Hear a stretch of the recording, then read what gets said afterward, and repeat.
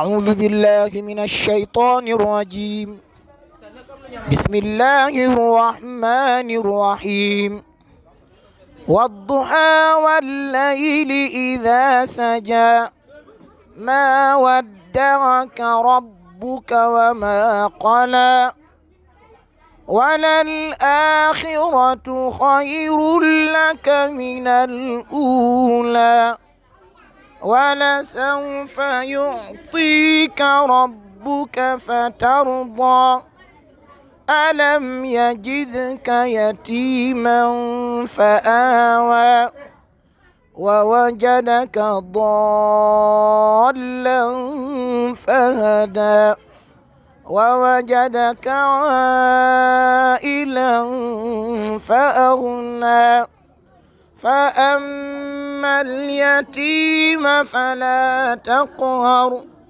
وأما السائل فلا تنهر وأما بنعمة ربك فحدث صدق الله العظيم. Hélène Ndiaye, assistante sociale, chef du service de l'hôpital d'enfants Albert Royer. On est là aujourd'hui pour recevoir un don de la part de l'association Arif et un don destiné aux orphelins mais également aux personnes vulnérables. Et vraiment, ça va dans la mission de l'action sociale dont nous prenons au niveau de l'hôpital d'enfants Albert Royer et dont je suis exactement le responsable du service social. Et dans notre mission, c'est d'accompagner ces orphelins, c'est d'accompagner ces populations vulnérables. Et au niveau de l'hôpital, tout le temps, on reçoit des parents d'enfants malades, atteints de maladies chroniques, et dont ces familles vivent une situation de vulnérabilité. Et à chaque occasion, ils viennent au niveau du service social pour un accompagnement, pour un suivi psychosocial. Donc ce don vient exactement en appui à ce que nous faisons au sein de l'hôpital, vraiment pour aider ces familles qui sont dans des situations difficiles. Waaw man nag maa ngi tudd Hélène Ndiaye, responsable service social, assistante sociale également. Ma nekk fële sa hôpital d'enfants Albert Royer. Ñu ñëw fi tey ci invitation association Arif teewal fi hôpital d'enfants Albert Royer ndax lii nga xamante ne bi moom lañ jot muy appui muy ndimbal ñu jëmale ko ci xale yi nga xamante ne bi ay ngirim lañ mais également xale yi nga xamante ne dañu nekk ci famille boo xamante ne bi dañu xaw a néew doole te néew doole boobu en général ñun ñi nga xamante ne ñoo nekk au niveau de l'hôpital parfois feebar yu yàgg yi feebar yu ñuy dund moo leen di indi ñuy nekk ci situation néew doole donc lii tey jii nii bu ko association bi defee dafa ñëw jàppale liggéey bi nga xamante ne ñu ngi koy def ci biir Albert Royer muy liggéey bu am solo boo xamante ne bi dañ ko jëmale di accompagner famille yi nga xamante ne dañ nekk ci situation yooyu kon lii tey dafa ñëw daal gën ñu dooleel ci li nga xamante ne bi ñu ngi koy def au sein de l'hôpital di ci jaajëfal association bi baax a baax di leen ñaanal nag ci kaw ca kanam. asalaamaaleykum wa rahmatullahi wa barakatuhu gannaaw bu ñu nuyee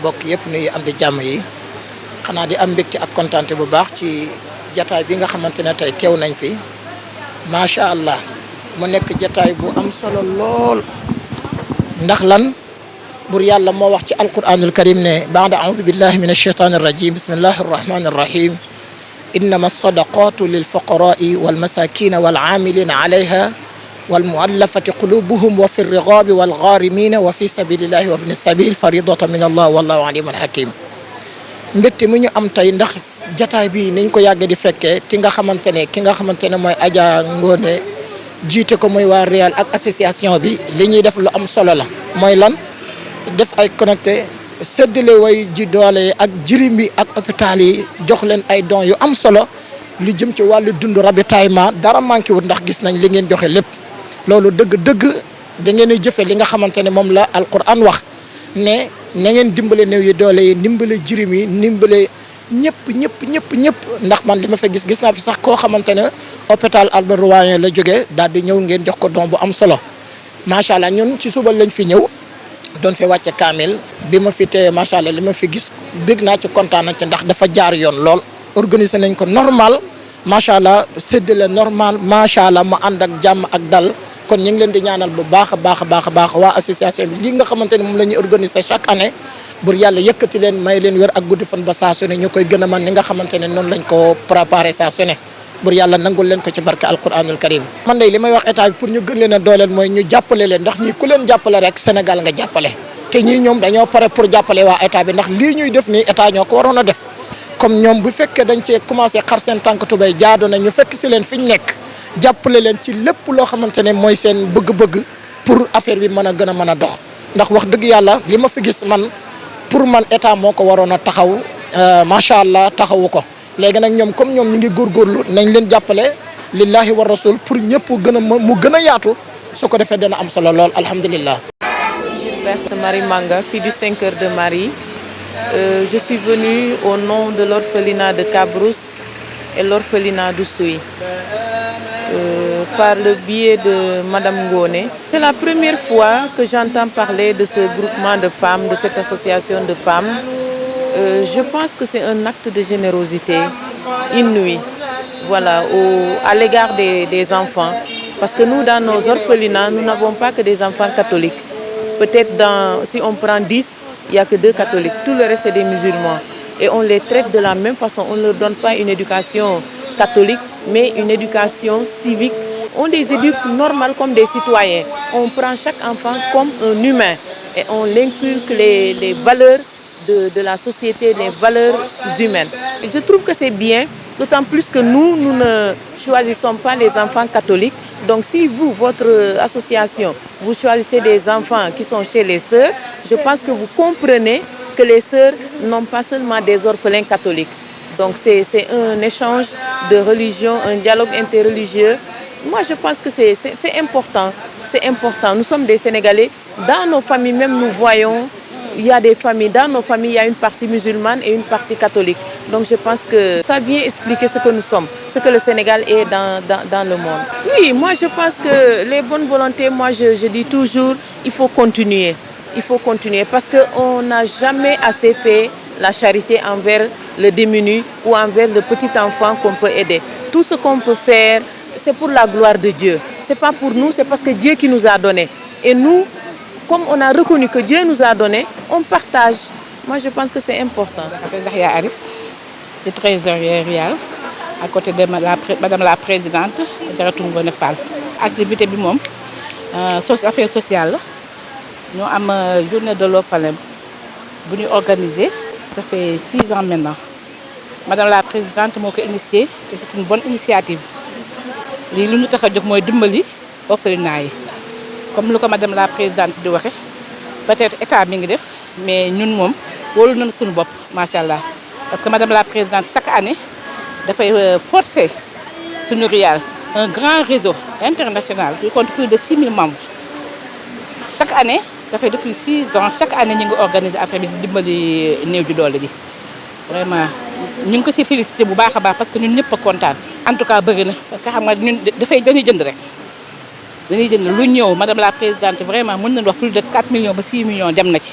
ndaxte loolu dañ koy boole ak sunu kii bi ñuy def le soir yooyu yëpp buñ ko xaymaa daal presque egg na peut-être 4 millions lépp daal ak lu ñuy organiser ak yooyu yëpp daal. L'objectif c'est uniquement un acte de bienfaisance parce que notre objectif ici c'est d'aider tout simplement nos chers enfants qui n'ont pas de père ni de mère, de les appuyer avec des denrées de première nécessité. Qui est vraiment une très nécessité dans toutes les familles, à plus forte raison que chez les orphelinats. Notre objectif, c'est uniquement la bénédiction divine. C'est ça que nous visons sur cet acte-là. C'est un acte vraiment très humain. On le fait pour accompagner la société. Si on accompagne la société, on accompagne l'État. Parce que ces actes-là, c'est le bon Dieu qui paye. Donc on le fait parce que je fais partie du parti qui est actuellement à la tête du pays, donc on le fait. Même avant qu'on est à la tête du pays, je faisais ces actes-là avec le réseau RIAL. Le montant, elle a dit tout de suite, est 4 millions. Mais les 4 millions, peut-être, elle le dit, ce sont les frais que l'on utilise pour les chanteurs et les bâches et autres. Parce que c'est Sénégal Bâche qui a fait ces bâches-là. Ça fait plus de 2 millions. Donc, mais pour les denrées, tout global, on compte plus de 20 et quelques millions. On a visé 18 orphelinats plus les hôpitaux. Parce que l'hôpital Matlaboul Fawzaini est en route, hôpital Mam Abdou de Tivaouane est en route, Albert Royer, hôpital Diamniadio, tous ces hôpitaux-là, on va leur donner aujourd'hui des denrées de première nécessité, plus les 18 orphelinats. L'orphelinat d'Ouchy est là, Cabrousse, Dialingbourg, donc elles sont toutes là. Donc c'est plus de 21 structures qu'on va aider aujourd'hui. Les critères, c'est un orphelinat doit avoir des papiers, doit être en règle. Si l'orphelinat n'est pas en règle, nous, on n'a pas le droit de l'aider, de l'appuyer sur ce qu'il fait. Mais si on voit qu'il a des papiers, vraiment l'orphelinat est en règle, le RIAL va les appeler pour les aider. Serigne Saliou Fall nekk hôpital Matlaboul Fawzaini ba Touba. di santaat bu baax bi ñu ko fekkee ndax lii du tey rek laa fi ñëw yàlla dafa def soxna Ngoné Fall nekk partenaire hôpital Matlaboul Fawzaini lu yàgg a yàgg ba lu mel ni su amee day woo hôpital Matlaboul Fawzaini wax leen ko.